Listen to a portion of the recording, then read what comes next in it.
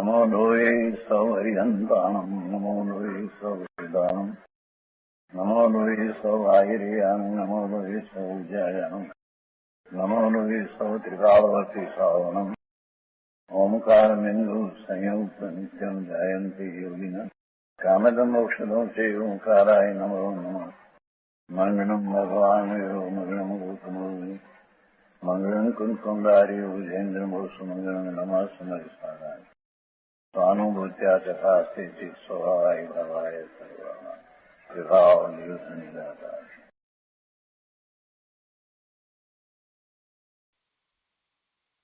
समयसार भगवान कुंकुंदाचार्य रचित समयसार तथा भगवान अमृतचंद्राचार्य रचित आत्मख्याति टीका कलश सहित एनो स्वाध्याय चाले छे। एमां सर्व विशुद्ध ज्ञान अधिकार चाले छे।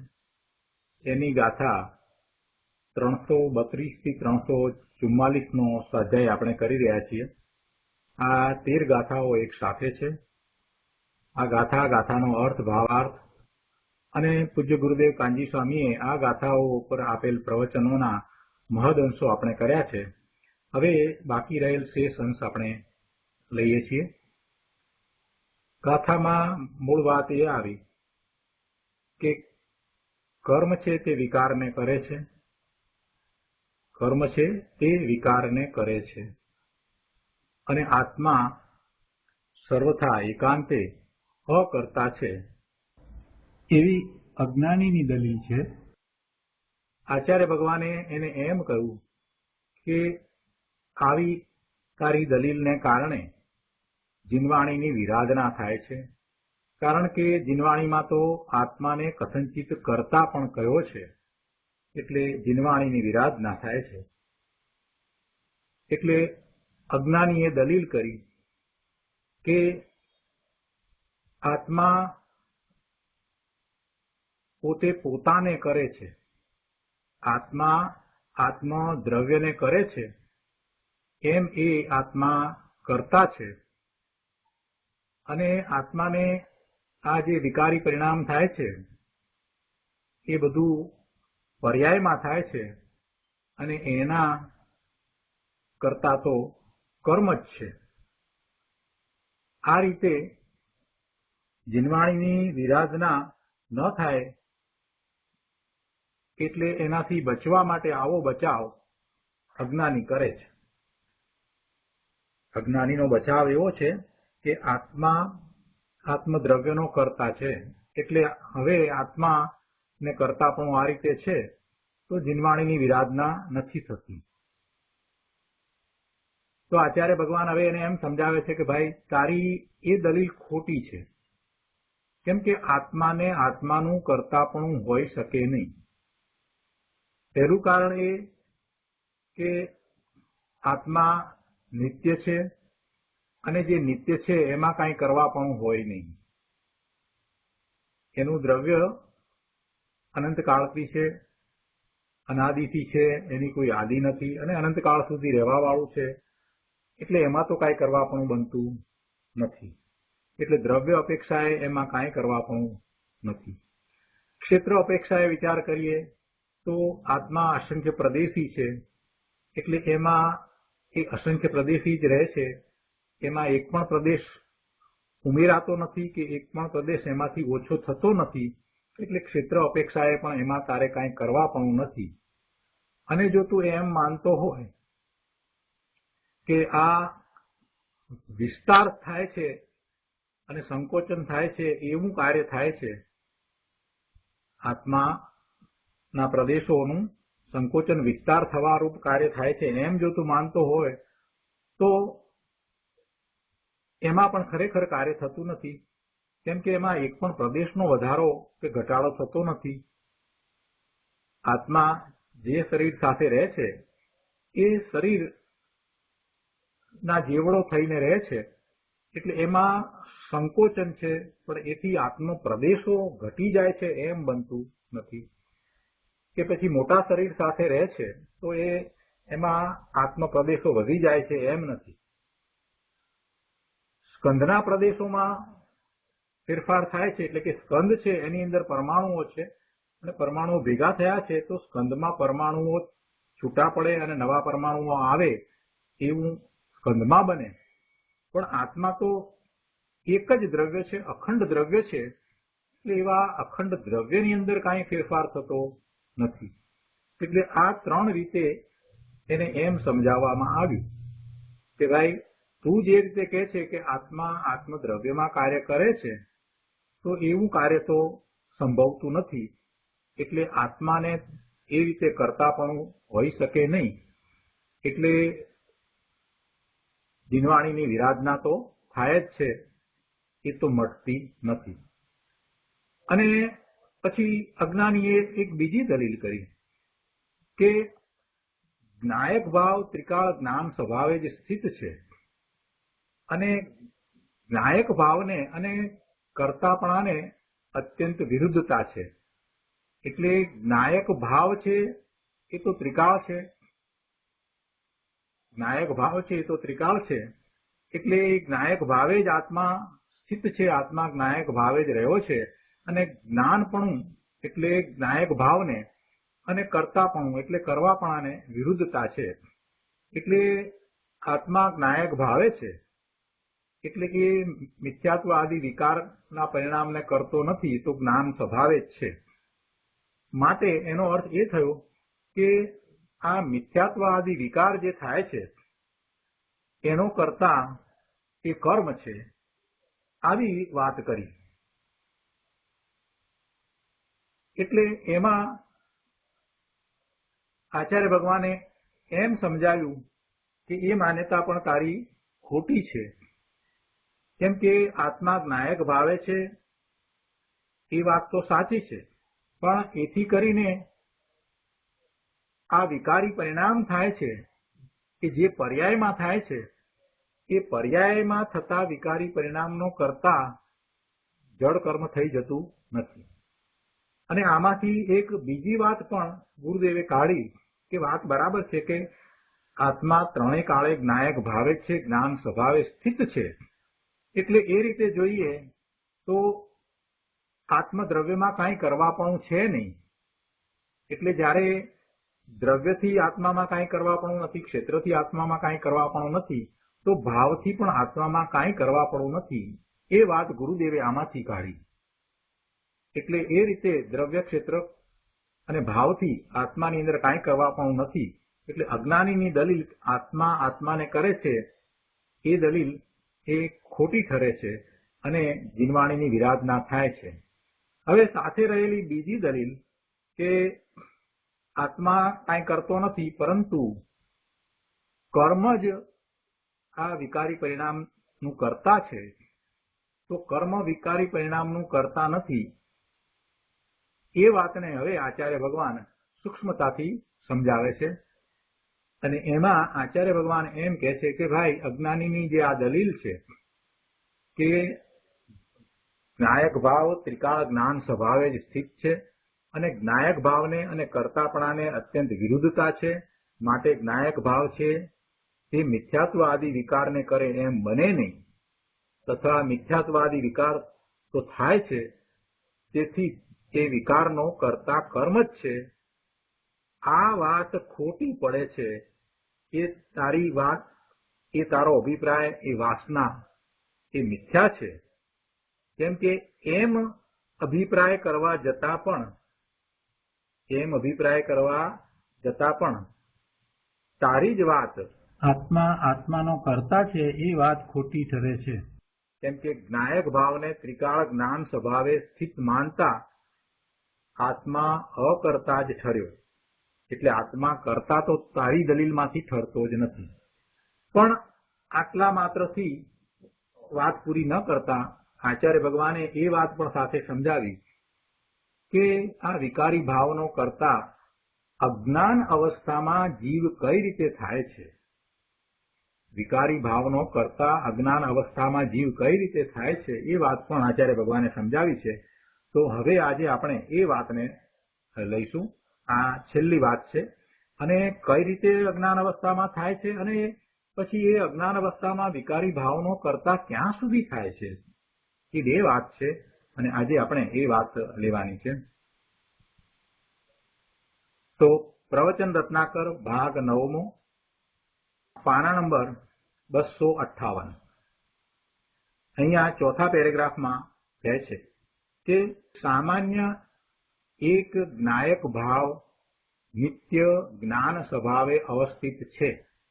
આમ હોવા છતાં આ તો વાત છે જ, બરાબર જ છે કે સામાન્ય એટલે કે જે દ્રવ્ય પોતે પોતાના સ્વભાવે રહે છે ત્યારે આપણે એને એમ કહીએ છીએ કે એ સામાન્ય. અને એવું સામાન્ય શું છે? જ્ઞાયક ભાવ છે, એ નિત્ય જ્ઞાન સ્વભાવે છે, રહ્યો છે, એ અવસ્થિત છે.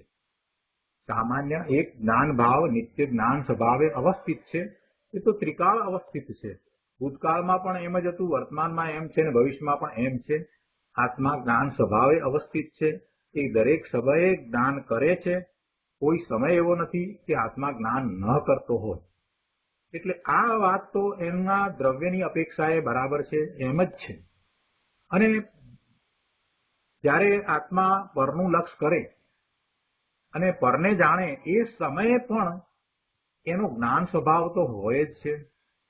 એ પરને જ્યારે જાણે છે અને પરનું જ્ઞાન કરે છે એ વખતે પણ એ પોતે એને પણ જાણે છે. એટલે જ્ઞાનની પર્યાય આત્માના દરેક પરિણમનને જાણે છે, દરેક સમયે એ એને જાણે છે.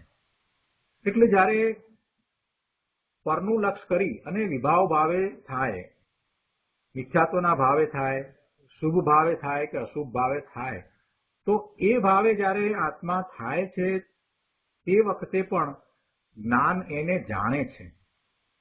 જ્ઞાન એનું જાણવાનું કાર્ય કાંઈ એ વખતે બંધ કરી દે છે એમ નથી. કેમ કે એનો સ્વભાવ જ જ્ઞાન સ્વભાવ છે. એ જ્ઞાન સ્વભાવે અવસ્થિત છે. જો આ અવસ્થિત શબ્દનું અહીંયા આ વજન છે. જ્ઞાન સ્વભાવે જે અવસ્થિત છે એ જ્ઞાન કરે જ, પછી એ જ્ઞાન ન કરે એમ ક્યાંથી બને? ભગવાન આત્મા એ જ્ઞાન સ્વભાવે અવસ્થિત છે, નિત્ય જ્ઞાન સ્વભાવે અવસ્થિત છે, હંમેશા જ્ઞાન સ્વભાવે અવસ્થિત છે. એટલે એ જ્ઞાન કરે જ છે. આપણને પ્રશ્ન થાય કે આપણે ઊંઘી જઈએ છીએ ત્યારે પણ, હા પ્રભુ, ત્યારે પણ આત્મા જ્ઞાન સ્વભાવે અવસ્થિત છે તો જ્ઞાન કરે જ છે. કોઈ સમય એવો નથી કે ભગવાન આત્મા જ્ઞાન ન કરે. આ તો એનો સ્વભાવ છે. અને સ્વભાવ તો એના ગુણને કારણે હોય. આત્મામાં જ્ઞાન ગુણ છે તો જ્ઞાન ગુણનું પરિણમન છે. એટલે કે આત્મા જ્ઞાન કરે જ છે.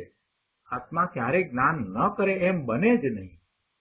તો જ્યારે એ પોતે પોતાના સ્વભાવથી ચ્યુત થઈ અને પરમાં, બહારમાં પર વસ્તુનું લક્ષ કરે છે અને એ પર વસ્તુનું લક્ષ કરે છે ત્યારે એ પર વસ્તુને જાણે છે કે પર વસ્તુ સંબંધી એ મમત્વ કરે છે, એમાં મારાપણું કરે છે, કે પર વસ્તુ સાથે એ એકત્વ કરે છે. તો તે વખતે પણ ભગવાન આત્મા જ્ઞાન સ્વભાવી હોવાથી એને એ જાણે છે. જે કંઈ થઈ રહ્યું છે એને ભગવાન આત્મા દરેક સમયે જાણે છે. વિભાવ થયો છે તો પણ આત્મા જાણે છે. એને શુભભાવ થયો છે તો પણ આત્મા જાણે છે. આત્મા પરનું લક્ષ કરતા એ પોતાને ભૂલી જાય છે. પરનું જ્યારે એ લક્ષ કરે છે ત્યારે એ પોતે પોતાને ભૂલી જાય છે. અને ભૂલી જાય છે તો એટલે સુધી એ ભૂલી જાય છે કે એ પરમય બની જાય છે. જેમ કે એને શુભભાવ આવ્યો તો એ શુભભાવમય પોતે બની જાય છે. જાણે કે એ શુભભાવ રૂપ જ પોતે છે, પોતાનું એમ સ્વરૂપ છે એમ એ બની જાય છે. આવું થાય છે ત્યારે પણ આત્માનું જ્ઞાન એને જાણે છે. શુભ ભાવ હોય કે અશુભ ભાવ હોય, કોઈ પણ ભાવ થયો છે તો એ આત્માના મૂળ સ્વભાવથી વિપરીત ભાવ છે. એને વિકારી ભાવ કહેવાય, વિભાવ ભાવ કહેવાય. અને એવા વિકારી ભાવ, વિભાવ ભાવ થાય ત્યારે પણ જ્ઞાન તો એને જાણે જ છે. એટલે ગમે તે થઈ રહ્યું છે એને એ જ સમયે આત્મા જાણે છે. જ્ઞાન જાણે છે કહો કે આત્મા જાણે છે કહો, એનો બેનો એક જ અર્થ છે. જે સમયે એને શુભ ભાવ થયો છે એ જ સમયે વર્તમાન જ્ઞાનની પર્યાય એવા શુભ ભાવને જાણવા વાળી છે ને છે. જે સમયે એને અશુભ ભાવ થયો છે એ સમયે વર્તમાન જ્ઞાનની પર્યાય એને જાણવા વાળી છે ને છે. આ વાત અગાઉ આપણે ગાથામાં સમજ્યા છીએ, સમયસારમાંથી જ એ વાત આપણે સમજ્યા છીએ. એટલે અહીંયા તો વાત એ ચાલે છે કે જ્ઞાયક ભાવ નિત્ય જ્ઞાન સ્વભાવે અવસ્થિત છે. પહેલા તો આ વાતને આપણે પકડવાની છે. આવો આપણે ક્યારેય વિચાર કર્યો જ નથી, આ વાતનો ક્યારેય વિચાર કર્યો નથી કે ભગવાન આત્મા હંમેશા જ્ઞાન સ્વભાવે જ સ્થિત છે. અને આ વાતનો જો આપણે વિચાર કરીએ અને પછી જ્ઞાન સ્વભાવે સ્થિત છે તો એનું કોઈ જ્ઞેય પણ હોય એવો પણ આપણે વિચાર કરી શકીએ. કેમ કે જ્ઞાન સ્વભાવે સ્થિત છે તો જ્ઞાન તો કરે જ છે ને. તો જ્ઞાન કરે છે તો એનું કોઈ એક જ્ઞેય પણ દરેક સમયે હોય છે. દરેક સમયે કોઈ જ્ઞેય પણ છે. અને આમાંથી જો આપણે સવળું લઈએ અને સાચો પુરુષાર્થ ઉપાડીએ તો સમ્યક દર્શન થાય. સાચો પુરુષાર્થ કઈ રીતે ઉપાડવાનો? કે હું જ્ઞાન સ્વભાવે સ્થિત છું. હું ભગવાન આત્મા જ્ઞાન સ્વભાવે સ્થિત છું, નિત્ય જ્ઞાન સ્વભાવે સ્થિત છું, નિત્ય હું જ્ઞાન કરું જ છું. તો જ્ઞાન કરું છું તો કોઈ જ્ઞેય પણ છે. હવે મારું જ્ઞેય શું હોય? મારું સ્વરૂપ એ જ મારું જ્ઞેય હોય, બીજું કાંઈ મારું જ્ઞેય હોય નહીં. મારું ત્રિકાળ શુદ્ધ સ્વરૂપ છે એ જ એકમાત્ર મારું જ્ઞેય છે. એને જ હું જાણું છું, બીજા કોઈને જાણતો નથી. જો આમ સવળો પુરુષાર્થ ઉપાડવામાં આવે અને ખરેખર એનું જ્ઞેય પોતાનું સ્વરૂપ જ થઈ જાય તો એને નિર્મળ પરિણામ થાય છે અને એ જ ધર્મ છે. એટલે કેટલી મહત્વની વાત છે. એક વાત આચાર્ય ભગવાને જે અહીંયા મૂકી છે તે દ્વારા બીજી અપેક્ષાઓને સમજાવે, ખોટી અપેક્ષાઓ છે એના ખંડન કરે અને સાથે સાથે આપણને એક નવી દિશા આપે છે કે વસ્તુનું સ્વરૂપ જ્યારે એમ છે કે પોતે ભગવાન આત્મા જ્ઞાન ભાવે નિત્ય જ્ઞાન સ્વભાવે અવસ્થિત છે અને બીજું કાંઈ કરતો નથી એ નિશ્ચય છે, તો પછી હું એવા જ્ઞાન સ્વભાવે અવસ્થિત છું તો મારું જ્ઞેય શું હોઈ શકે? આ પરનું લક્ષ કરી અને પરને જાણવું એવું કાંઈ જ્ઞેય હોય નહીં. મારું જ્ઞેય તો મારું સ્વરૂપ જ હોય. જો આવો વિચાર કરવામાં આવે અને એનો એવો પ્રયત્ન થાય તો એને સમ્યક દર્શન, સમ્યક જ્ઞાનના પરિણામ થાય. એને એવો પ્રયત્ન થાય, એવો પુરુષાર્થ ઉપડે કે મારું જ્ઞેય તો મારું સ્વરૂપ જ છે. આ ત્રિકાળ શુદ્ધ સ્વરૂપ છે એને જ હું તો જાણું છું, બીજા કોઈને જાણતો નથી. એ જ મારું સ્વરૂપ છે, એ જ મારું જ્ઞેય છે, એને હું જાણું છું. હું એ જ રીતે જ્ઞાયક છું. બસ બીજું બધું તો જણાઈ જાય છે, બીજું પર બધું જણાઈ જાય છે, પણ મારું લક્ષ્ય પર તરફ છે જ નહીં. હું તો ભગવાન આત્મા મારા સ્વરૂપને જાણું છું. એ જ મારું એકમાત્ર જ્ઞેય છે. આમ અત્યારે વર્તમાનમાં મનુષ્યની પર્યાયમાં આપણે છીએ ત્યારે પણ આવો પુરુષાર્થ કરી શકીએ એમ છીએ. શું પુરુષાર્થ કરવાનો? કે હું જ્ઞાન સ્વભાવી છું, દરેક સમયે જ્ઞાન કરું છું અને મારું જ્ઞેય તો મારું શુદ્ધ સ્વરૂપ છે. આ પર બધું જણાય છે એ કાંઈ મારું જ્ઞેય નથી. એ જણાય છે તો જણાય છે, અરીસામાં પ્રતિબિંબ પડે છે, પણ અરીસો કાંઈ એને જાણતો નથી. પ્રતિબિંબના કારણે પડે છે તો પડે છે, એને અરીસા ને એના તરફ લક્ષ નથી. એમ હું ભગવાન આત્મા હું જ્ઞાન કરું છું તો મારું જ્ઞેય તો એકમાત્ર મારું સ્વરૂપ છે અને બહારનું બીજું બધું પર એમાં પ્રતિબિંબ થઈ જાય છે તો ભલે થાય, પણ એથી કઈ મારું લક્ષ્ય એ તરફ જતું નથી. હું તો મારા જ્ઞાન સ્વભાવે સ્થિત છું અને મારું જ્ઞેય મારું ત્રિકાળ શુદ્ધ સ્વરૂપ જ છે. આમ એ પ્રયત્ન કરે, આવી દ્રઢતા કરે, વારંવાર દ્રઢતા કરી અને પોતાના સ્વરૂપને જ્ઞેય બનાવે, પોતાના સ્વરૂપને જ્ઞેય બનાવી અને એ એમ આગળ વધે તો સમ્યક દર્શન થયા વિના રહે જ નહીં.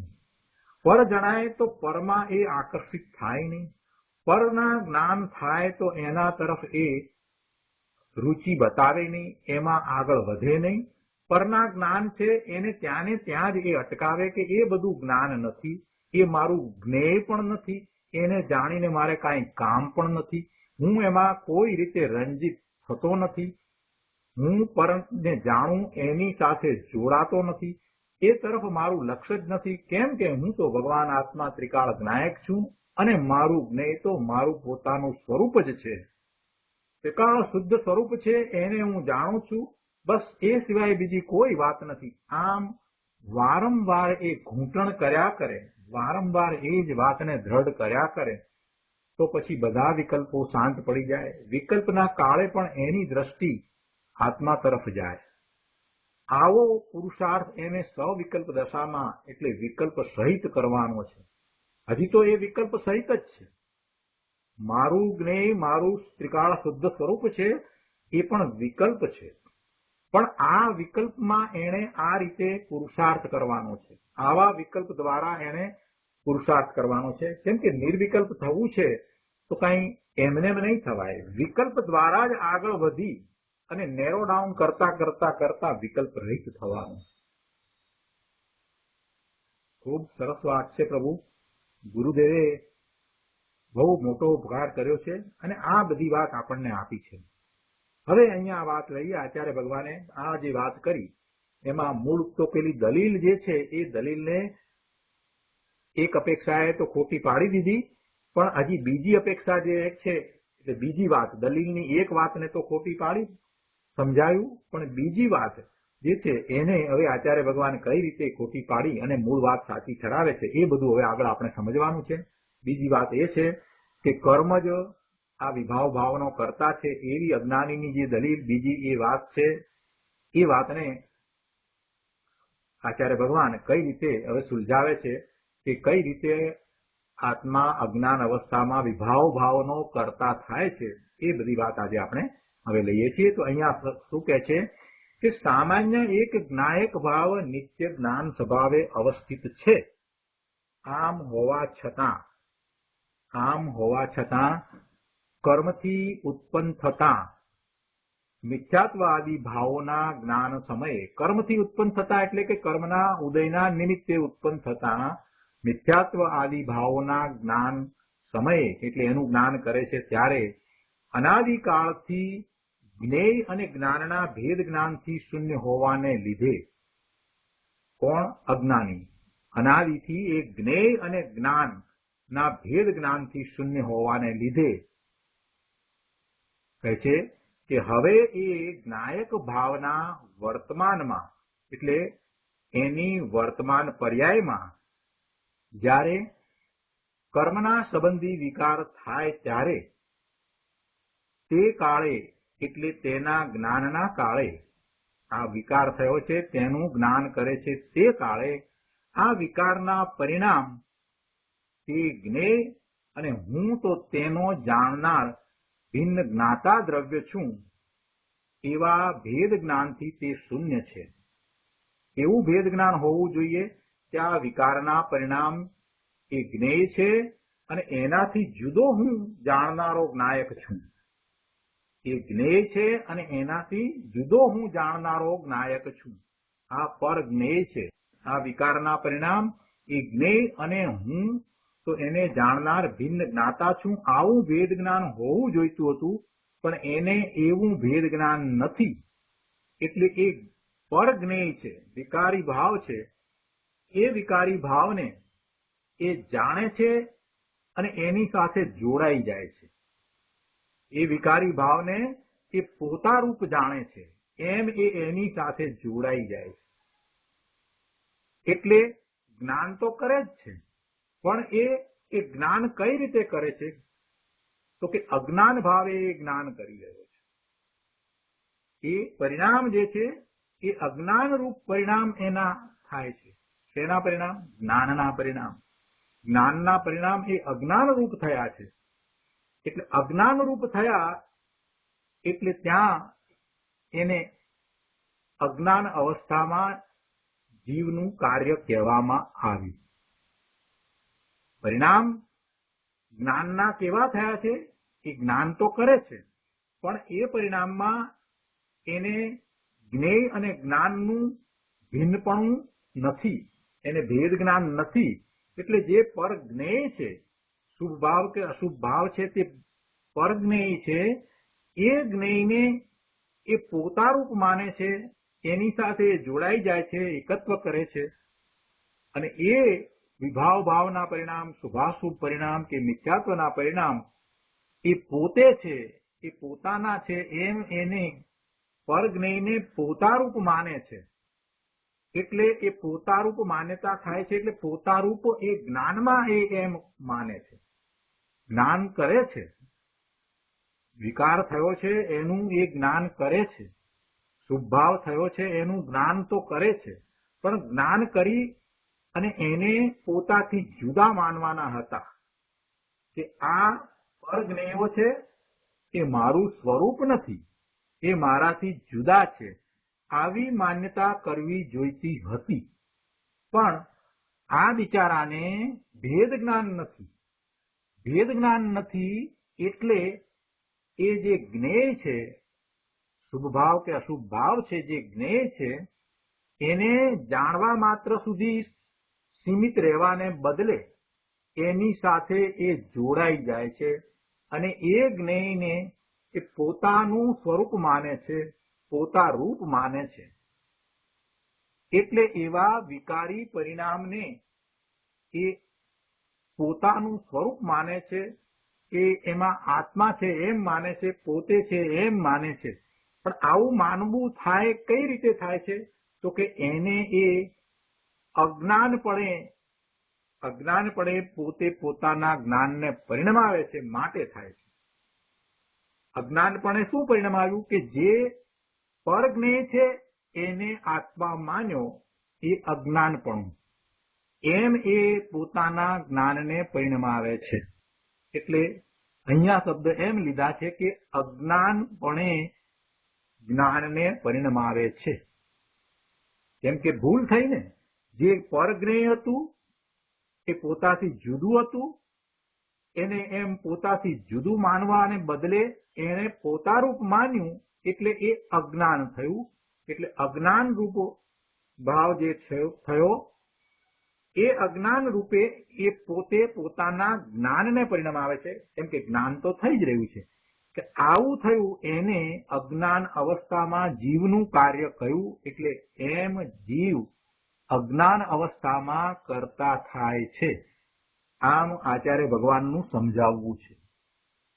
પણ એના સ્થાને જો એને ભેદ જ્ઞાન હોત અને જો આવા વિકારી પરિણામ થયા હોત તો એ ભેદ જ્ઞાનને કારણે એવા વિકારી પરિણામ કે જે જ્ઞેય છે એને જ્ઞેય તરીકે પોતાથી જુદા માનત. એટલે જે જ્ઞેય છે એને જેમ છે તેમ યથાર્થ માનત.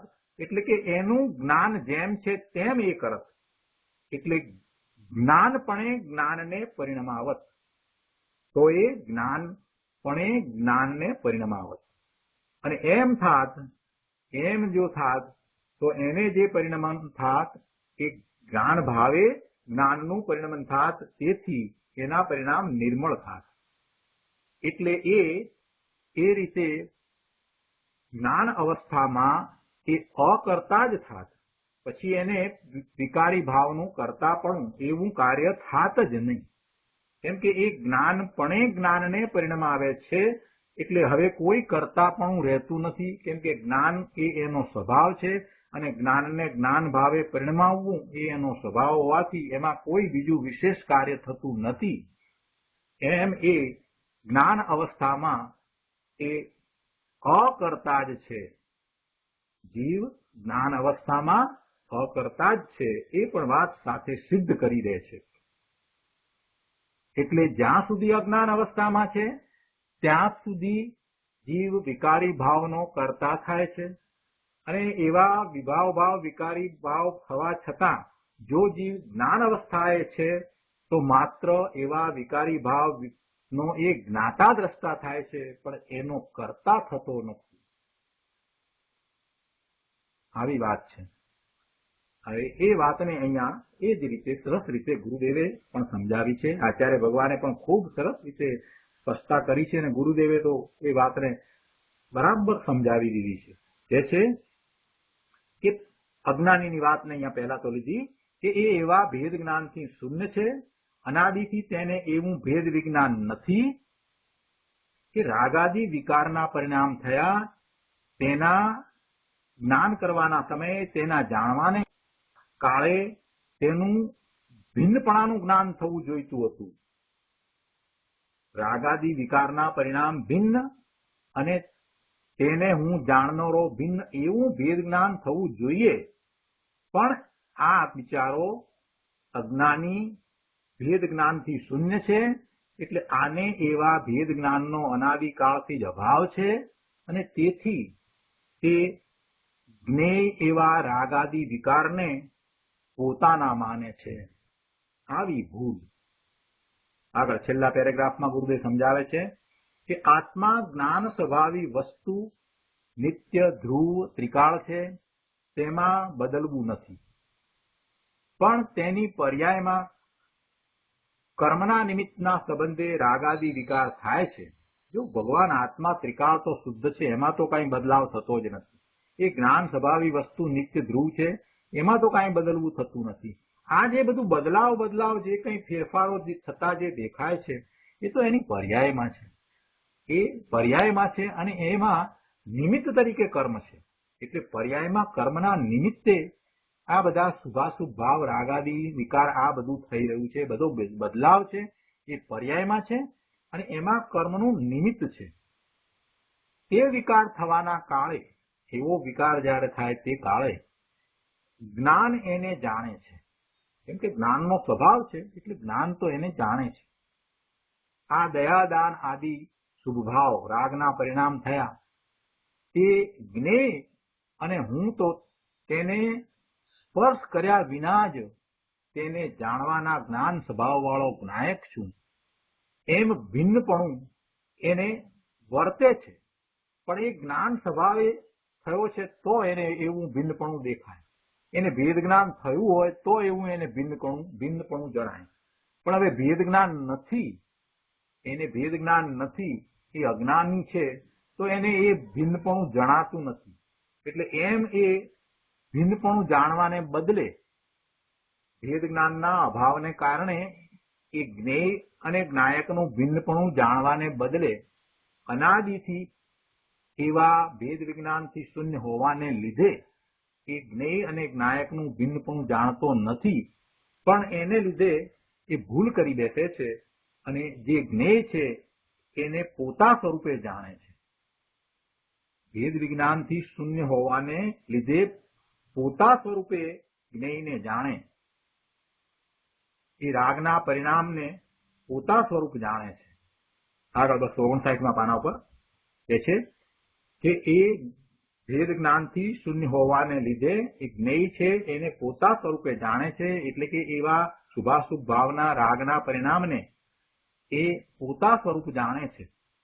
રાગની જે ક્રિયા થઈ તે પોતાની છે એમ અજ્ઞાની જાણે છે. આ પ્રમાણે રાગને એટલે પરને આત્મા તરીકે જાણતો એવો તે રાગ એટલે એ પર છે, એ કઈ સ્વ નથી. શુભભાવ છે એ પણ કઈ પોતાનો નથી. એટલે એ બધું પર છે. એ બધાને એ આત્મા તરીકે પોતા તરીકે જાણતો એવો તે જ્ઞાયક ભાવ. હવે આ પરને આત્મા તરીકે જાણતો એવો એ જ્ઞાયક ભાવ તો કેવો કહેવાય? એ તો અજ્ઞાન રૂપ કહેવાય. જે પોતાનું નથી એને પોતા તરીકે જાણવું એ તો અજ્ઞાન થયું. એટલે અહીંયા એ વાત કરે છે કે આ પ્રમાણે રાગને એટલે પરને આત્મા તરીકે જાણતો તે જ્ઞાયક ભાવ એ અજ્ઞાન રૂપ છે. એટલે એને એમ કહેવાય, શું કહેવાય કે વિશેષ અપેક્ષાએ જ્ઞાનના પરિણમનને અજ્ઞાન રૂપ કરે છે એમ કહેવાય. એનો અર્થ એ થયો કે જ્ઞાનનું પરિણમન તો થઈ રહ્યું છે પણ એને એ અજ્ઞાન રૂપ કરે છે. કેમ અજ્ઞાન રૂપ? કઈ રીતે કર્યું? તો કે જે પોતાનું નથી એને પોતા રૂપે જાણ્યું. જે શુભ ભાવ કે અશુભ ભાવ કે મિથ્યાત્વના પરિણામ થયા કે રાગ થયો કે દ્વેષ થયો કે ક્રોધ થયો કે માન થયું એને એ આત્મા તરીકે જાણે છે. એમ એવા એ જ્ઞાયક ભાવને એટલે એવી રીતે એ અજ્ઞાન ભાવને એ પોતા રૂપે કરે છે. એટલે વિશેષ અપેક્ષાએ એમ કહ્યું કે જ્ઞાન તો કરે છે પણ એવા જ્ઞાનમાં એ જ્ઞાનને અજ્ઞાન રૂપ કરે છે. એટલે વિશેષ અપેક્ષાએ એટલે કે એમ કહેવાય, એનો અર્થ એમ થાય કે જ્ઞાનના પરિણામને અજ્ઞાન રૂપ કરે છે. જ્ઞાનના પરિણામને જે પોતાનું નથી એને પોતાનું માની અને એ અજ્ઞાન રૂપ કરે છે. જે પોતાનું નથી એને પોતાનું માનવું એ અજ્ઞાન છે. જે પોતાનું નથી એને પોતા રૂપે જાણવું, એવી રીતે જ્ઞાન કરવું, તો એ જ્ઞાનના પરિણામને એ અજ્ઞાન રૂપ કર્યું એમ કહેવાય. એટલે કે છે કે જ્ઞાનના પરિણામને એમ એ અજ્ઞાન રૂપ કરતો, પર્યાયમાં મિથ્યા જ્ઞાન રૂપ કરતો તે રાગનો કર્તા છે એમ સ્વીકારવું. શું કરી રહ્યો છે? જે પર છે, જે પોતાનું નથી એને પોતા રૂપે એટલે આત્મા રૂપે જાણે એમ એ જ્ઞાનના પરિણામને અજ્ઞાન રૂપ કરે છે. એટલે એમ એક કાર્ય થયું. એટલે આચાર્ય ભગવાન કહે છે કે આમ અજ્ઞાન અવસ્થામાં એ રાગનો કર્તા થાય છે, આમ સમજવું.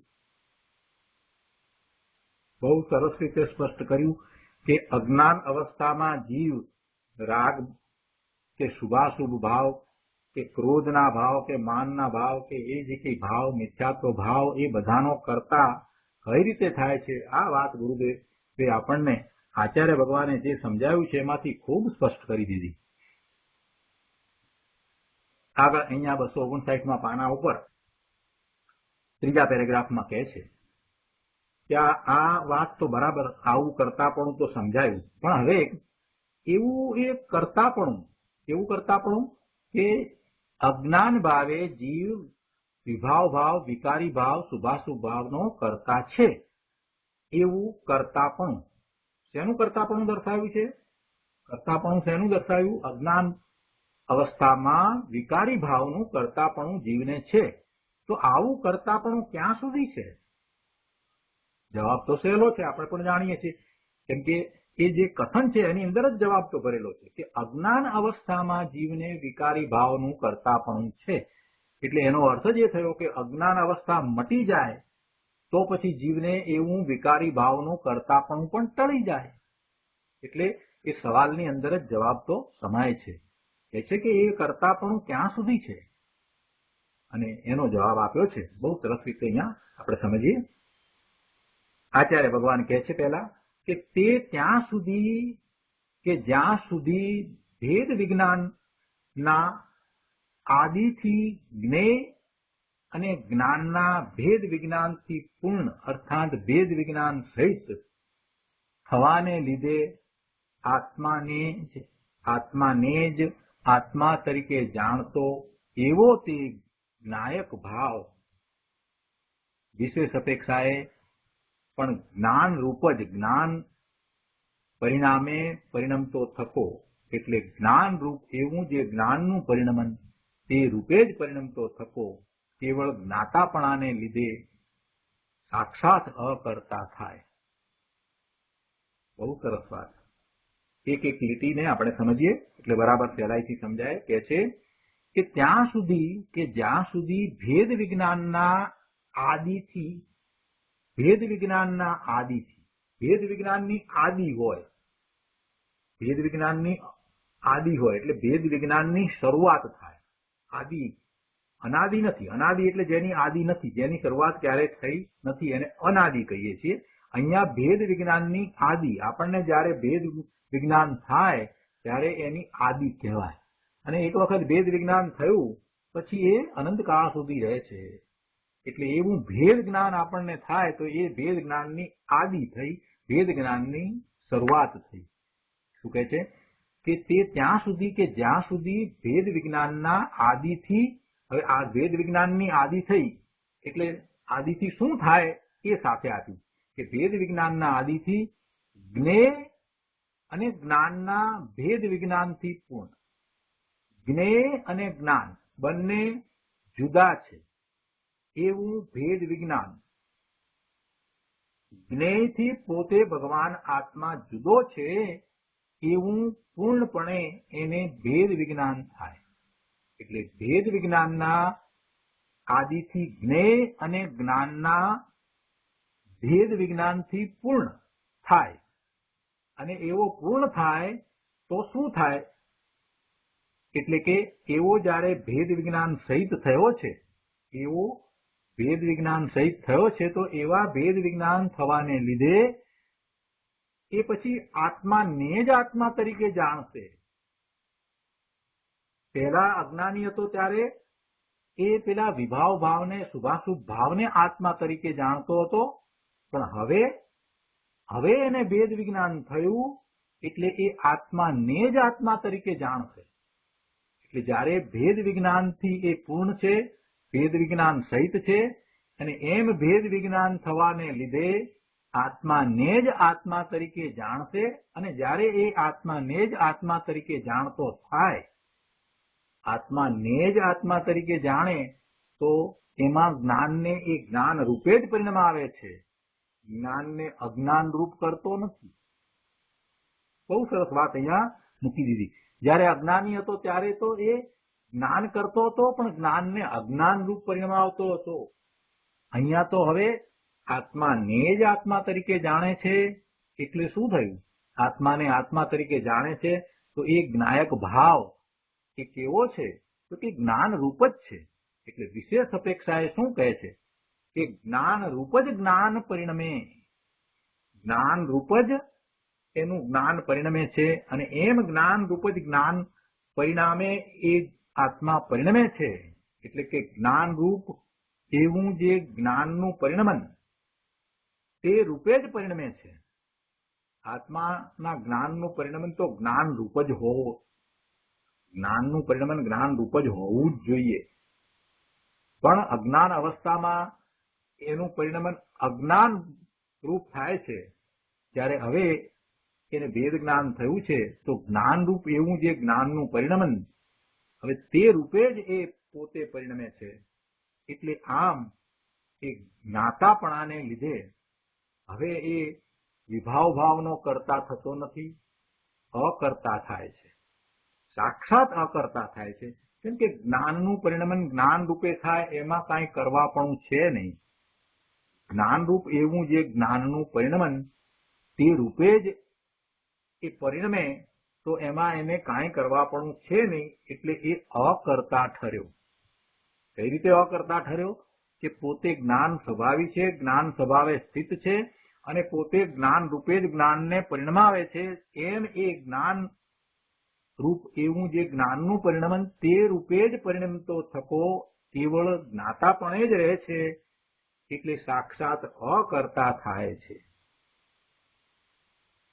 જ્યાં સુધી અજ્ઞાન ભાવે છે ત્યાં સુધી વિભાવ ભાવનો કરતા હતો, અને એવું કરતા પણ એને ભેદ જ્ઞાન થતા ચાલ્યું જાય છે. અને એટલું જ નહીં, પણ સાથે આચાર્ય ભગવાન એમ પણ સમજાવે છે કે જ્યારે એ આત્માને આત્મા રૂપે જ જાણે છે, એમ એનો જ્ઞાયક ભાવ છે, તો ત્યાં જ્ઞાન રૂપે જ જ્ઞાનનું પરિણમન થયું. એટલે એ પોતે સાક્ષાત અકર્તા થાય છે. એ જ્ઞાતાપણા છે માટે એ સાક્ષાત અકર્તા થાય છે. બે વાત સાથે સમજાવી દીધી. ગુરુદેવ એને વધારે વિસ્તાર કરીને સમજાવે છે. આપણે લઈએ. અહીંયા આગળ કહે છે કે જુઓ, પહેલા કહ્યું કે આ દયા, દાન, વ્રત, ભક્તિ ઇત્યાદિ જે રાગનો વિકલ્પ ઉઠે એ બધું પોતાની ચીજથી ભિન્ન પર જ્ઞેય છે. અને હું તો શુદ્ધ જ્ઞાન સ્વરૂપી ચૈતન્ય મહાપ્રભુ છું. એવું જ્યાં સુધી ભેદ જ્ઞાન ન થાય ત્યાં સુધી અજ્ઞાનપણે જીવ રાગનો કરતા છે એમ માનવું. આ વાત પહેલા કરી. રાગને પોતાનો જાણે અથવા પોતાનું કર્તવ્ય જાણે ત્યાં સુધી ભેદ જ્ઞાનના અભાવને લીધે જીવ રાગનો કરતા છે. રાગને કર્મ પ્રકૃતિ કરે છે એમ નહીં. રાગને કર્મ કરે છે એ તો અજ્ઞાનીની માન્યતા છે. શુભાશુભ ભાવ, વિકારી ભાવ એને કર્મ કરે છે, એનો કરતા કર્મ છે તો અજ્ઞાનીની માન્યતા છે. એ માન્યતા જ્ઞાનીની નથી. અહીંયા કહે છે કે રાગને કર્મ પ્રકૃતિ કરે છે એમ નહીં, પણ અજ્ઞાની જીવ પોતે રાગનો કર્તા છે. એટલે રાગને કર્મ પ્રકૃતિ કરે છે એ વાત તો સાવ ઉડી જાય છે. કેમ કે અહીંયા તો સિદ્ધ કર્યું કે અજ્ઞાન અવસ્થામાં એટલે કે જ્યારે એ અજ્ઞાની છે ત્યારે એ વિકારી ભાવ શુભાશુભ ભાવનો કર્તા છે. એ જ્યારે સિદ્ધ કર્યું એટલે સીધી વાત થઈ ગઈ કે કર્મ એવા શુભાશુભ પરિણામનું કરતા નથી. આપણે તો અજ્ઞાનીએ જે વાત એમ કરી હતી કે આ વિભાવ ભાવનો કરતા કર્મ છે એમ જે કહ્યું હતું એ વાત ખોટી છે. એનું ખંડન કરીએ છીએ તો પછી એ વિભાવ ભાવનો કરતા કોણ છે એનો જવાબ આપણે શોધવો પડે ને. તો એ આચાર્ય ભગવાને આપણને આ રીતે સમજાવ્યો કે અજ્ઞાન અવસ્થામાં જીવ પોતે રાગનો કરતા છે. તો પછી અજ્ઞાન અવસ્થામાં થતા જે વિકારી ભાવ શુભાશુભ ભાવ એનો કરતા જો જીવ હોય તો પછી કર્મ તો એનું કરતા હોય જ નહીં. આવો માર્ગ છે, આવી વસ્તુ સ્થિતિ છે. એટલે અજ્ઞાનીની બંને દલીલો, એક તો દલીલ શું હતી કે કર્મ છે તે વિકારી પરિણામનું કરતા છે, એ દલીલ એ પણ ઉડી જાય છે. અને બીજી દલીલ એની એ હતી કે જો જીવને કરતાપણું હોય તો આત્માને કરે છે, એ દલીલ એ રીતે આત્માનું કરતાપણું એ વાત પણ એની ઉડી જાય છે. એ બધું સિદ્ધ કર્યું. આત્મામાં દ્રવ્યમાં તો કાંઈ કરવાપણું છે જ નહીં, એટલે એ રીતે આત્માનું કરતાપણું નથી. પરંતુ આત્માને કરતાપણું જે છે એ તો અજ્ઞાન અવસ્થામાં કરતાપણું છે. અને અજ્ઞાન અવસ્થામાં એ વિભાવ ભાવનો કરતા થાય છે એમ સિદ્ધ કર્યું. એટલે બીજી વાત પેલી પણ ઉડી ગઈ કે કર્મ વિભાવ ભાવનું કરતા, એ વાત પણ ઉડી ગઈ. એટલે એક સાથે બે વાતનો અહીંયા નિકાલ થઈ ગયો. આત્મા અજ્ઞાન અવસ્થામાં રાગનો કરતા છે એમ કહેતા કથનચિત આત્મા કરતા છે એવી વાત જીનવાણીમાં જે આવી એ પણ બરાબર રહે છે. અને સાથે સાથે જે અજ્ઞાનીની વાત કે કર્મ છે તે રાગનું અથવા તો વિભાવ ભાવનું કરતા છે એ વાત ખોટી થઈ. આ રીતે બે વાતના સમાધાનો અહીંયા આચાર્ય ભગવાને આપણને આપ્યા. આવી વસ્તુ સ્થિતિ છે. થોડોક વધુ વિસ્તાર ગુરુદેવ અહીંયા કરે છે. ક્યાં સુધી આ અજ્ઞાન રહે છે એ વાતને પણ હજી આગળ ગુરુદેવ સમજાવે છે. તો આપણે એ બધું પણ લઈએ તો દ્રઢતા વધારે થાય. 260મા પાના ઉપર છેલ્લે અહીંયા કહે છે કે અહીં કહે છે કે એ બહારનો વૈભવ, આ બધી વાતો બહારના વૈભવ આ તે બધું જે છે એ તો બધા એનાથી જુદા છે. એને ભેદ જ્ઞાન નથી એટલે એ માને છે કે એ પોતાનું છે. તો એને માટે અહીંયા આગળ વાત કરે છે કે બહારનો વૈભવ તો દૂર રહ્યો, પણ આ દયા દાન વ્રત આદિના શુભભાવ પણ એને પોતાના છે અને કરવા યોગ્ય છે એવું જે ભાષે છે એ અજ્ઞાન અવસ્થાને કારણે ભાષે છે. એટલે કે છે કે એ બહારનો વૈભવ તો દૂર રહ્યો, આ દયા દાન વ્રત આદિના શુભભાવ પણ ત્યાં સુધી કરવા યોગ્ય ભાષે છે જ્યાં સુધી એને ભેદ વિજ્ઞાનનો અભાવ છે. ભેદ વિજ્ઞાનનો અભાવ છે એટલે કે આ બધું પર છે તે જુદું છે, પોતાથી જુદું છે એમ જ્યાં સુધી એને ભેદ જ્ઞાન નથી ત્યાં સુધી એને આ બધામાં કરવા પણ લાગે છે કે પોતે આ બધું બહારના જે વૈભવ મળ્યા છે એ પોતાના છે અને એને એ પોતે વધારે, એને જે આ માલ મિલકત ધન બધું મળ્યું છે તો એ બધું પોતાનું છે અને પોતાની મહેનતથી મળ્યું છે. તો એનો એ વધારો કરે એવી એની ઊંધી માન્યતા છે. કેમ કે એને ભેદ જ્ઞાન નથી. એ બધું પર છે, પોતાથી જુદું છે, પોતાનું સ્વરૂપ નથી એવું એને ભેદ જ્ઞાન નથી. ત્યાં સુધી એને એ બધા વૈભવ જે છે ને એમાં એને વધારવાનું એને થાય છે, એમાં એ કાંઈક કરે છે એવી એને વૃત્તિ થાય છે. અને બીજું સાથે શુભભાવમાં પણ એને એમ થાય છે કે એ બધું હું કરી શકું છું અને એ બધું મારું કામ છે અને એ મારું સ્વરૂપ છે. આ શુભભાવ ને પણ કરવા જેવા છે કેમ કે એ મારું સ્વરૂપ છે એવી માન્યતા એની ક્યાં સુધી છે? તો કે જ્યાં સુધી એને ભેદ વિજ્ઞાનનો અભાવ છે.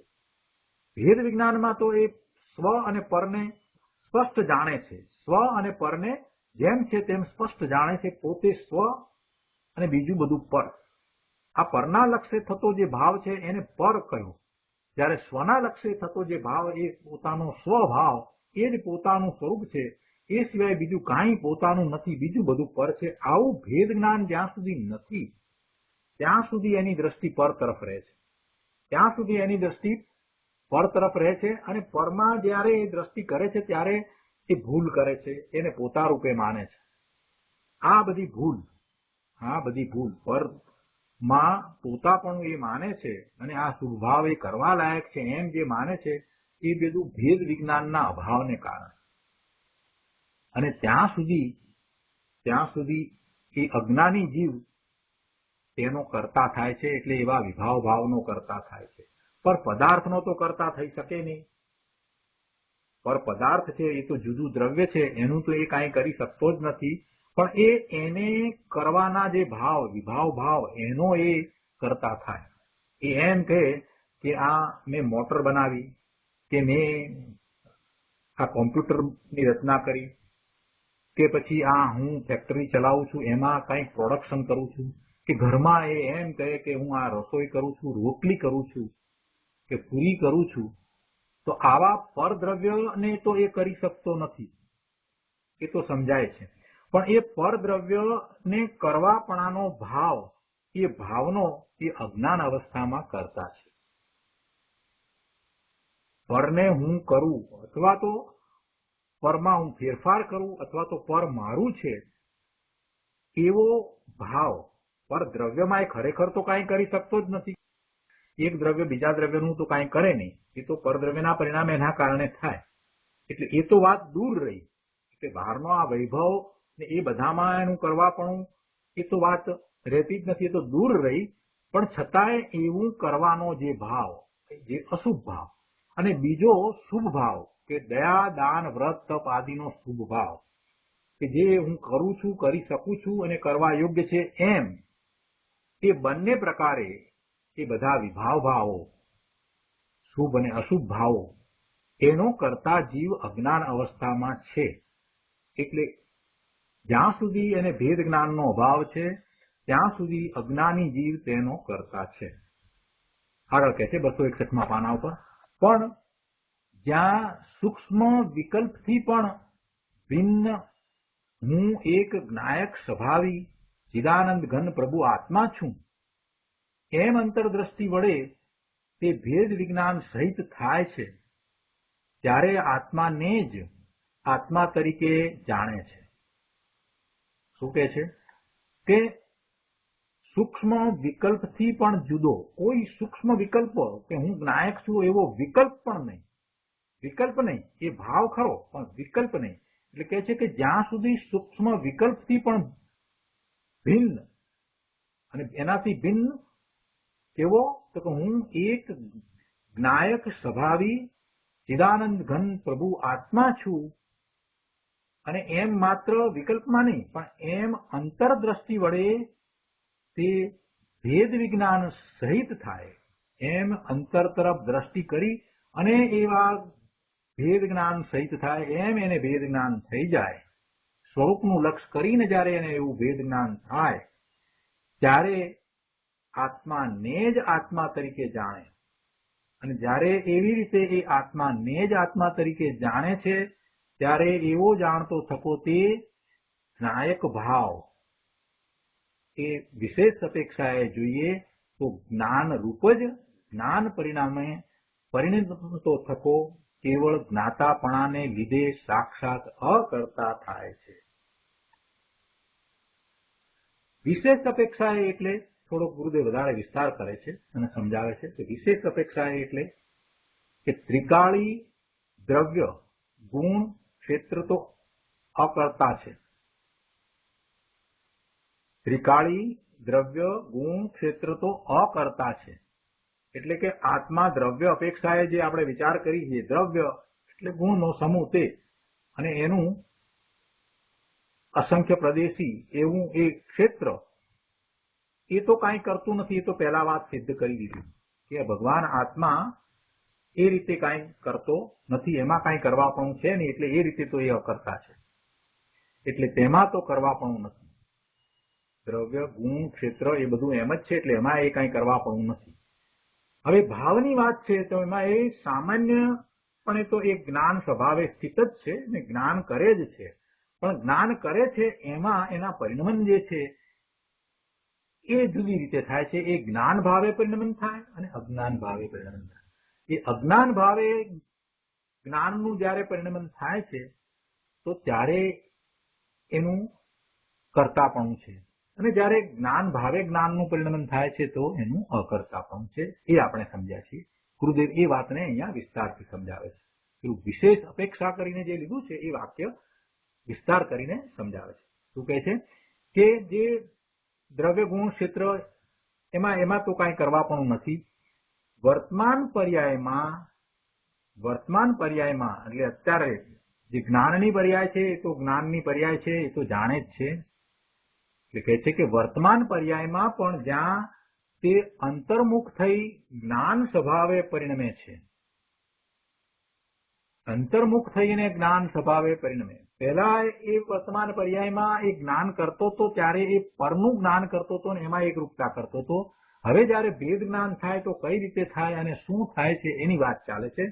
તો કે વર્તમાન પર્યાયમાં પણ જ્યાં તે અંતર્મુખ થઈ જ્ઞાન સ્વભાવે પરિણમે છે. અંતર્મુખ થાય છે એટલે એના જ્ઞાન દર્શનના ઉપયોગ ધ્રુવ તરફ ઢળે છે અને એનું જ્ઞેય એ વખતે પોતાનું સ્વરૂપ જ છે. જ્ઞાન સ્વભાવ તો છે જ, ત્રિકાળ છે, પણ જ્ઞાન સ્વભાવમાં એ જ્ઞાન કરે છે તો એનું જ્ઞેય હવે અત્યારે વર્તમાન પર્યાયમાં એનું સ્વરૂપ થયું છે, એટલે કે એ અંતર્મુખ થયો છે. વર્તમાન પર્યાયમાં પણ જ્યાં તે અંતર્મુખ થઈ જ્ઞાન સ્વભાવે પરિણમે છે, રાગ રૂપે પરિણમતો નથી, ત્યારે સાક્ષાત અકર્તા થાય છે એમ કહેવું છે. રાગથી ખસીને જ્યાં જ્ઞાન સ્વભાવમાં વસ્યો ત્યાં સાક્ષાત અકર્તા થાય છે. પહેલા પરનું લક્ષ કરીને રહ્યો હતો, હવે ત્યાંથી ખસી અને સ્વ તરફ લક્ષ કરે છે, અને જો એને ભેદ જ્ઞાન થયું છે તો પછી એ સ્વને પોતાના સ્વરૂપને જ એ પોતે આત્મા તરીકે માને છે, સત્ય છે, અનુભવે છે. એ જ રીતે એનું જ્ઞાન કરે છે એટલે જ્ઞાન રૂપે પરિણમી જાય છે. એટલે હવે કાંઈ કરવાપણું નથી, એટલે એમ સાક્ષાત અકર્તા થાય છે. એક શુલકજી હતા, બહુ ભદ્રિક, અને અહીંયા એટલે સોનગઢમાં સાંભળવા આવતા, ઘણી વાર આવતા, અને એ બહુ પ્રમોદથી કહેતા. શું કહેતા કે પરથી ખસ સ્વમાં વસ, ટૂંકું ને ટચ, આટલું કરે તો બસ. વાત તો સાચી છે. પરથી ખસ સ્વમાં વસ, બસ એટલું જ કરવા જેવું છે. અને આનું નામ સાક્ષાત અકર્તાપણું. એને સમ્યક દર્શન, જ્ઞાન, ચારિત્ર કહો કે ધર્મ કહો, એ બધું આ છે કે પરને પર અને સ્વને સ્વપણે જાણ. પરને પર તરીકે જાણ અને સ્વને સ્વ તરીકે જાણી અને પછી પરથી ખસી અને સ્વમાં વસે તો ધર્મની શરૂઆત થાય. સ્વ એટલે જ્ઞાન સ્વભાવ, પોતાનો જ્ઞાન સ્વભાવ તે એનું સ્વ છે. એટલે પરને પર તરીકે જાણી, સ્વને સ્વ તરીકે જાણી અને સ્વમાં એટલે જ્ઞાન સ્વભાવમાં વસવું, એમાં ઠરવું, તે જ સાક્ષાત અકર્તાપણું છે અને એ જ ધર્મ છે. અને ત્યારે જ વિતરાગી પરિણામ થાય છે, ત્યારે એ જ્ઞાની છે, ત્યારે એ ધર્મી છે. એવા ધર્મી જીવને પણ ક્યારેક કમજોરીથી રાગ થાય, અને એવો રાગ થતો હોય છે, પણ એ રાગનો કર્તા થતો નથી, એનો એ જ્ઞાતા દ્રષ્ટા રહે છે. ધર્મી જીવને કમજોરીનો રાગ થતો હોય છે, પણ તે રાગનો જરાય કર્તા થતો નથી. અકર્તા એટલે જ્ઞાતા દ્રષ્ટા જ રહે છે. બહુ સુંદર વાત કરી, ઘણો બધો વિસ્તાર થયો. તો આજનો સ્વાધ્યાય આપણે અહીંયા સુધી રાખીએ છીએ. ઘણું સમજ્યા છીએ, એટલે ભાવાર્થ ઉપરના પ્રવચનમાંથી જે અંશ છે એમાંથી આપણે મુખ્ય વાતો લઈશું. આજનો સ્વાધ્યાય અહીંયા સુધી રાખીએ છીએ. હવે સુખધામ બોલીએ.